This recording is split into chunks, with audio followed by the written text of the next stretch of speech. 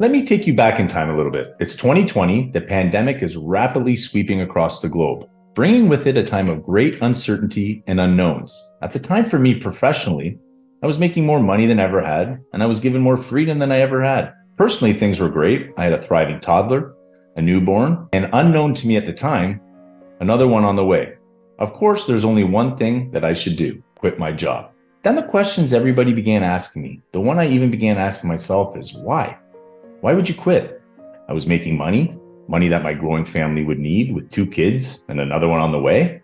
So while the world is shutting down and business globally is grinding to a halt, isn't keeping your job the smart play? Isn't keeping the money your growing family is going to need the responsible thing to do? Those were the questions I kept getting asked. And if I'm honest, those were some of the questions I was asking myself.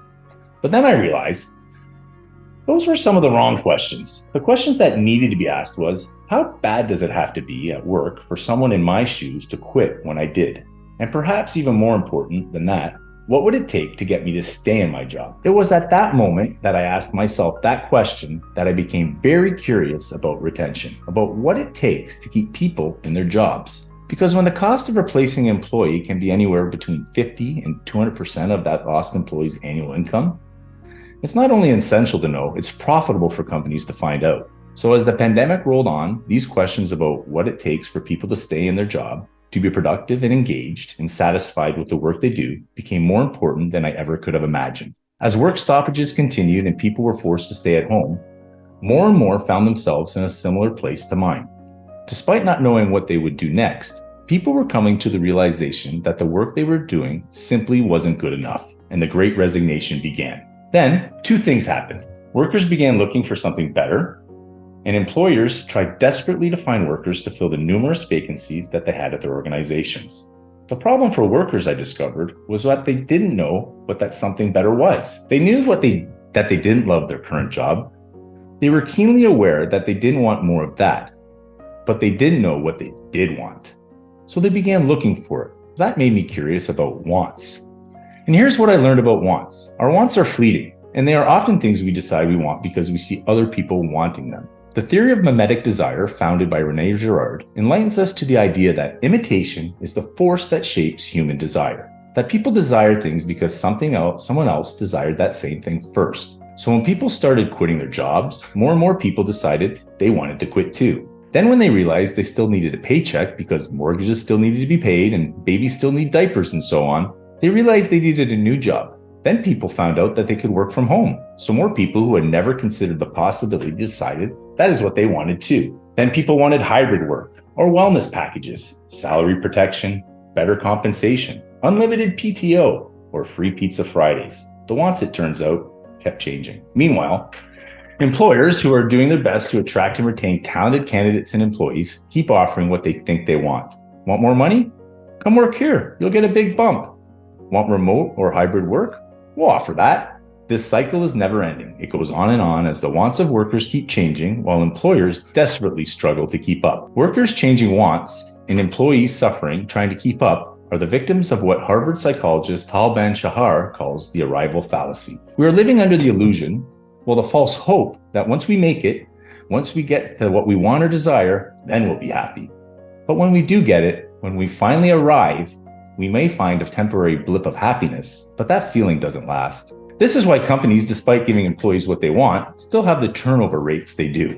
What I discovered through all of this is that attracting workers to your company by providing them with what they want is only part of the equation. Wants or desires are fine and even useful for talent attraction, but they're almost useless when it comes to retention. Because someone might take a job at your organization because they want unlimited paid time off, but they won't stay for it. Their want will change, and as soon as it does, they will go looking for a new job that fulfills the new want, unless you can give them a reason to stay. It turns out that we don't stay for our wants. We stay when a company meets our needs. If we want to know why people stay, we need to first look at why they leave. According to studies, some of the main reasons people quit are 1. Lack of career development, 2. Poor leadership, 3. Inadequate compensation, and 4, and this is a big one, the job itself is materially different than the employee was led to believe. Esteemed psychologist Abraham Maslow's hierarchy of human needs shows us that in order for us to reach our full potential at work and in life, we must have 5 essential needs met.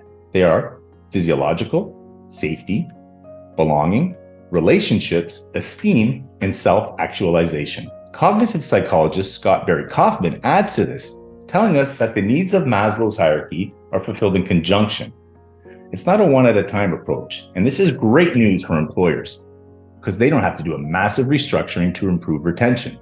They just need to make minor adjustments to the needs to meet the needs of where they're currently lacking. It turns out that when our needs are met, we are highly aware of it.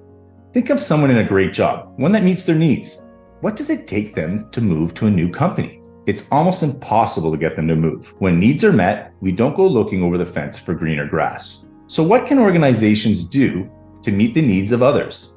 It's easier than you think. It starts by remembering to stop chasing wants and start meeting workers' needs. I left my job at the start of the pandemic, not because my wants weren't being met, because I wanted more money, I wanted freedom, I was getting those. I left like so many others did, like so many others still are, and like so many will continue to do, because your needs are not being met. Our jobs matter to us. They shape our identity, they give us purpose, they provide us with an opportunity to make meaningful contributions and build meaningful relationships as part of a community. What I discovered through my research is that retaining staff at any organization of any size and structure is not improved by appealing to the wants of workers, but by meeting their needs. And by meeting their needs from the beginning of their work experiences, companies can create great jobs, and great jobs lead to great lives. Nobody has to go through what I went through, and companies don't need to continue to waste time and money on endless hiring campaigns. It is time we stopped chasing after wants and start meeting needs.